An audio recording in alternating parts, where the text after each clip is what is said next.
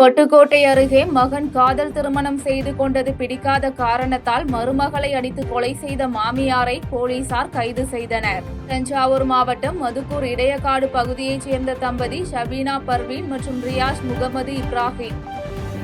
முகமது இப்ராஹிம் வேலை விஷயமாக துபாய்க்கு சென்றுவிட்ட நிலையில் ஷபீனா பர்வீன் தனது மாமியார் ரகமது நிஷாவுடன் வசித்து வந்துள்ளார். இந்நிலையில் கடந்த 6ஆம் தேதி ஷபீனா பர்வீன் வழிக்கு விழுந்து விட்டதாக ரகுமத் நிஷா ஷபீனா பர்வீன் குடும்பத்தினருக்கு தகவல் தெரிவித்துள்ளார். இதனையடுத்து பட்டுக்கோட்டையில் தனியார் மருத்துவமனை ஒன்றில் அனுமதிக்கப்பட்ட ஷபீனா பர்வீனை சோதித்த மருத்துவர்கள் அவர் ஏற்கனவே இறந்துவிட்டதாக தெரிவித்துள்ளனர். இதனையடுத்து ஷபீனா பர்வீன் உடல் பிரேத பரிசோதனைக்கு பின்னர் உறவினர்களிடம் ஒப்படைக்கப்பட்டது. இதுகுறித்து ஷபீனா பர்வீன் தந்தை அளித்த புகாரின் பேரில் மதுக்கூர் காவல் நிலைய உதவி ஆய்வாளர் இளங்கோ தலைமையிலான போலீசார் விசாரணை மேற்கொண்டனர். விசாரணையில் ஷபீனா பர்வீன் ரியாஸ் முகமது இப்ராஹிம் தம்பதி காதல் திருமணம் செய்து கொண்டது பிடிக்காத ரகமத் நிஷா ஷபீனா பர்வீனுடன் வாக்குவாதத்தில் ஈடுபட்டு தாக்கியதில் அவர் உயிரிழந்தது தெரியவந்த நிலையில் போலீசார் ரகமது நிஷாவை கைது செய்தனர். மயக்கம் அடிச்சு விழுந்து கிடக்குறாங்கன்னு சொல்லிட்டு நான் போய் உடனே தூக்கிட்டு ஹாஸ்பிட்டலுக்கு போனால் அங்கே வந்து என் பொண்ணு இறந்து போயிட்டான்னு சொன்னாங்க. உடனே நான் போய் போலீஸில் கம்ப்ளைண்ட் கொடுத்து சந்தேகத்தின் பேரில் கம்ப்ளைண்ட் கொடுத்தேன். அப்போ போலீஸ் வந்து நடவடிக்கை எடுத்து என்ற இதெல்லாம் அவங்க வந்து என் மகளின் மாமியார் அவங்க தான் கொலை செஞ்சுருக்கான்னு சொல்லிட்டு கைது பண்ணியிருக்காங்க. எடப்பாடி அருகே இருசக்கர வாகனம் மீது லாரி மோதி ஏற்பட்ட விபத்தில் ஒருவர் உயிரிழந்த சம்பவம் சோகத்தை ஏற்படுத்தியுள்ளது. சேலம் மாவட்டம் எடப்பாடி அருகே உள்ள சந்தனமில் பகுதியைச் சேர்ந்த கோபால் என்பவர் சுற்றுப்புற வழி சாலையில் அவனியூரில் இருந்து தனது இருசக்கர வாகனம் மூலம் எடப்பாடி நோக்கி சென்று கொண்டிருந்துள்ளார். அப்போது எதிரில் வந்த லாரி மீது கோபாலின் இருசக்கர வாகனம் நேருக்கு நேர் மோதி விபத்து ஏற்பட்டது. இந்த விபத்தில் படுகாயமடைந்த கோபால் சம்பவ இடத்திலேயே உயிரிழந்தார்.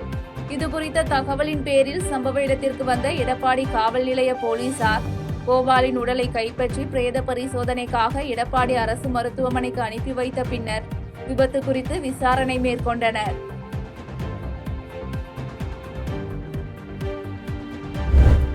நச்சம்பள்ளி அருகே தகாத உறவு காரணமாக தம்பி மனைவியை கொலை செய்த நபரை போலீசார் கைது செய்தனர்.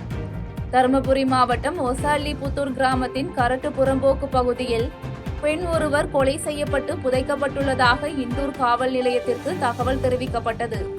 இதனையடுத்து சம்பவ இடத்திற்கு சென்ற போலீசார் உடலை கைப்பற்றி பிரேத பரிசோதனைக்காக தருமபுரி அரசு மருத்துவக் கல்லூரி மருத்துவமனைக்கு அனுப்பி வைத்த பின்னர் இதுகுறித்து வழக்கு பதிவு செய்து விசாரணை மேற்கொண்டனர்.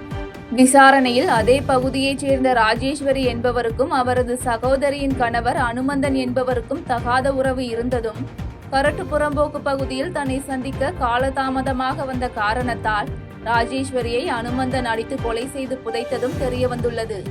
இதனையடுத்து போலீசார் அனுமந்தனை கைது செய்தனர். மேலும் அனுமந்தன் என்பவரின் சித்தப்பா மகனான பிரபு என்பவரின் மனைவிதான் ராஜேஸ்வரி என்பது குறிப்பிடத்தக்கது. ஜனநாயகன் படம் வெளியிடாதது பாஜகவுக்கு நஷ்டம், திமுகவுக்கு லாபம் என மொரப்பூரில் பாஜக நிர்வாகி நடிகை கஸ்தூரி தெரிவித்தார். தருமபுரி மாவட்டம் மொரப்பூரில் பாஜக சார்பில் நடைபெற்ற மோடி பொங்கல் விழாவில் பாஜகவின் கலை கலாச்சார பிரிவு மாநில செயலாளர் நடிகை கஸ்தூரி கலந்து கொண்டார். தொடர்ந்து செய்தியாளர்களிடம் பேசிய அவர் தணிக்கை குழு எந்த படத்திற்கும் கட்டுப்பாடுகள் விதிக்கவில்லை. தொடர்ந்து செய்தியாளர்களிடம் பேசிய அவர் தணிக்கை குழு எந்த படத்திற்கும் கட்டுப்பாடுகள் விதிக்கவில்லை. தணிக்கைத்துறை IAS அதிகாரி பாலமுரளி தலைமையில் மறுசீராய்வுக்காக அனுப்பி வைக்கப்படுவதாக தெரிவித்தார். தொடர்ந்து ஜனநாயகன் படம் வெளியிடாமல் காலதாமதமாவது பாஜகவுக்கு நஷ்டம், திமுகவுக்கு லாபம் என தெரிவித்த அவர் விஜய் எந்த பிரச்சனைக்கும் குரல் கொடுப்பதில்லை என குற்றம் சாட்டினார். மேலும் முதலமைச்சர் ஸ்டாலின் தேர்தலை முன்வைத்து புதிய திட்டங்களை அறிவித்து வருவதாக கூறிய அவர் கடந்த 1 மாத காலமாக தமிழ்நாடு போராட்ட களமாகவே இருக்கிறது என்றும் 404 வாக்குறுதிகளை நிறைவேற்றாத முதலமைச்சர் நிறைவேற்றிவிட்டதாக மாற்றி சொல்வதாக விமர்சித்தார். விஜய் அவர்கள் அரசியலுக்கு புதுசு, இந்த ஜனநாயகன் படத்துடைய தயாரிப்பாளர் தயாரிப்புக்கு புதுசு. இந்த அனுபவமின்மை, அரசியல் அனுபவமின்மை, தயாரிப்பாளருடைய இண்டஸ்ட்ரியில இன்எக்ஸ்பீரியன்ஸ் இதெல்லாம் தெரியுது. சென்சார் சர்டிபிகேட் வாங்குறதுக்கு அவங்களுக்கு சரியான வழிகாட்டுதல் இல்ல. இன்னும் சொல்ல போனா தவறான வழிகாட்டுதல் இருக்குங்க. ஒசூர் அருகே ரியல் எஸ்டேட் அதிபரை போலீசார் என கூறி காரில் கடத்தி சென்று 30 லட்சம் ரூபாய் பணம் கேட்டு மிரட்டிய வழக்கில் 4 பேரை போலீசார் கைது செய்தனர். கிருஷ்ணகிரி மாவட்டம் காமன்தொட்டி கிராமத்தைச் சேர்ந்த ரியல் எஸ்டேட் அதிபர் பிரவீன்குமார் என்பவரை கடந்த 7ஆம் தேதி காரில் வந்த 5 பேர் தாங்கள் போலீஸ் என கூறி விசாரணை மேற்கொள்ள வேண்டும் என வலியுறுத்தியுள்ளனர். தொடர்ந்து வர மறுத்த பிரவீன்குமாரை கன்னத்தில் அறைந்து காரில் ஏற்றிய அவர்கள் பிரவீன்குமாரிடம் 30 லட்சம் ரூபாய் பணம் கொடுத்தால் மட்டுமே விடுவிப்பதாக மிரட்டியுள்ளனர். இதனைத் தொடர்ந்து பிரவீன்குமார் தனது காரில் பணம் இருப்பதாக தெரிவித்த நிலையில் கடத்தல்கார கும்பலில் ஒருவர் பிரவீன்குமாருடன் வாடகை காரில் காமன்தொட்டிக்கு அனுப்பி வைக்கப்பட்டார். இதனையடுத்து காரில் பணம் எடுப்பது போல் அங்கிருந்து தப்பித்த பிரவீன்குமார் இதுகுறித்து சூளகிரி காவல் நிலையத்தில் புகார் அளித்தார். புகாரின் பேரில் விசாரணை மேற்கொண்ட போலீசார் சிசிடிவி காட்சிகள் அடிப்படையில் கடத்தலில் ஈடுபட்ட நெல்சன், வரதராஜன், ராஜசேகர், மல்லேஷ் ஆகிய 4 பேரையும் கைது செய்தனர். தொடர்ந்து கடத்தலுக்கு பயன்படுத்திய காருடன் தலைமறைவாக உள்ள செந்தில்குமார் என்பவரை தேடி வருகின்றனர்.